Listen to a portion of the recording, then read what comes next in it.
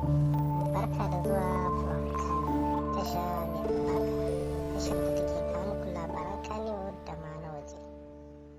Don yau ne farkon ziyartar wannan tasha mai albarka, muna roƙonka da ka danna alamar subscribe sannan ka danna ƙararrawa domin samun sababbin bidiyon mu a kodayaushe.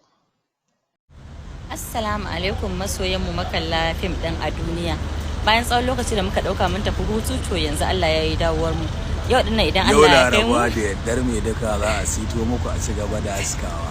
Lalle masoya ka ku bari a baku labari Zinariya Hausa TV a danne a subscribe a danne kararrawa harka za ta ci gaba da zuwa inda rabbana. Ba wahala.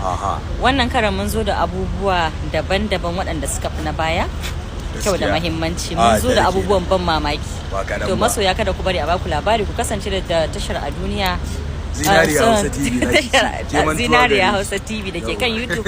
Ku yi subscribing ku danna mana ƙararrawa. Ba dole in yi mantawa ba yanda muka gajin nan kwana uku muna shooting din abu. Mun sha wahala ba sun ba mu wuta wallahi sai yi muke ta yi. To da Allah da so saboda haka sanda zai shigo nan ba da dadewa ba. Sanda ma muna dab da kammalawa, sanda ma fa mun zo fa da a duniya yau Laraba. Yau Laraba da misalin karfe 8 muna godiya masu. Wallop kaza ta.